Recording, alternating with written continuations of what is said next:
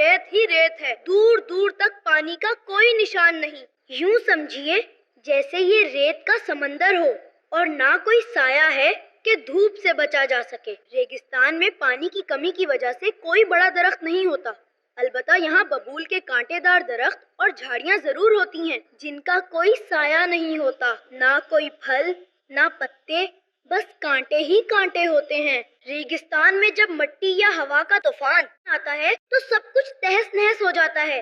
ریگستان میں اگر کوئی بھٹک جائے تو اس کا بچنا ناممکن ہو جاتا ہے۔ پیارے امیر اہل سنت، مجھے اونٹ کے بارے میں کچھ سوال پوچھنے ہیں۔ جب صحرا میں اچانک ریت کا طوفان آتا ہے تو اونٹ اپنی آنکھیں کیسے بچاتا ہے؟ صحرا میں تو کہیں سایہ بھی نہیں ہوتا، پھر اونٹ اتنی سخت دھوپ میں خود کو زندہ کیسے رکھتا ہے؟ اور یہاں پانی بھی بہت کم ہوتا ہے، تو اونٹ اتنے دنوں تک بغیر پانی کے کیسے زندہ رہتا ہے؟ جب آس پاس درخت اور سبزہ بھی نہیں ہوتا تو اونٹ آخر کھاتا کیا ہے؟ اور ایک بات مجھے بہت حیران کرتی ہے، اونٹ کو صحرا کا جہاز کہا جاتا ہے، جبکہ ہمارے پاؤں تو ریت میں دھس جاتے ہیں، تو اونٹ آرام سے ریت پر کیسے چل لیتا ہے؟ برائے مہربانی مجھے یہ سب باتیں سمجھا دیجیے۔ ماشاء اللہ، اونٹ کو ریگستان کا جہاز بولتے ہیں، رن وہان گجراتی میں بولتے ہیں۔ اونٹ یہ ریگستان کا جہاز، یہ اللہ کی شان ہے۔ اس میں اور بھی عجیب باتیں ہیں کہ یہ اس کے پیٹ میں ایک تھیلی ہے، جب اس کو پانی مل جاتا ہے تو اس میں تھیلی میں اس پانی اس کو سٹور کر لیتا ہے، بھر لیتا ہے۔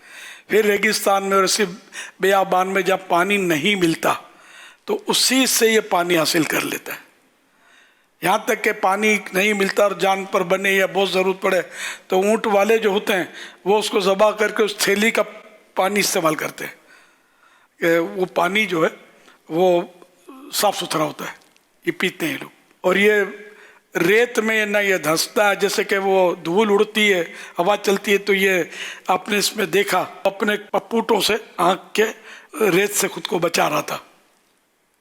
کانٹے کھاتا ہے، یہ کانٹا کھاتا بھی دکھایا گیا کہ سبزیاں ہریالیاں اس کے لیے ضروری نہیں ہے، یہ سوکھے کانٹے بھی کھا لیتا ہے۔ بس اللہ پاک نے یہ نظام اس کا رکھا ہے۔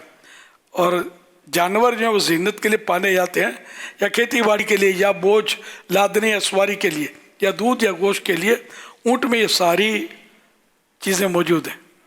یہ ریت کا جہاز ہے اور یہ کانٹے اور معمولی چیزوں کو کھا کر گزارا کر لیتا ہے اور 10-15 دن بغیر کھانے پانی کے نکال لیتا ہے۔ اونٹ میں اطاعت یعنی فرما برداری اور عشق کمال درجے کا ہے، چنانچہ ایک بچہ اس کو جہاں چاہے لے جائے، اور خودی کے اشعار سن کر ایسی مستی میں آتا ہے کہ طاقت سے زیادہ بوجھ اٹھا کر بہت زیادہ راستہ طے کر لیتا ہے۔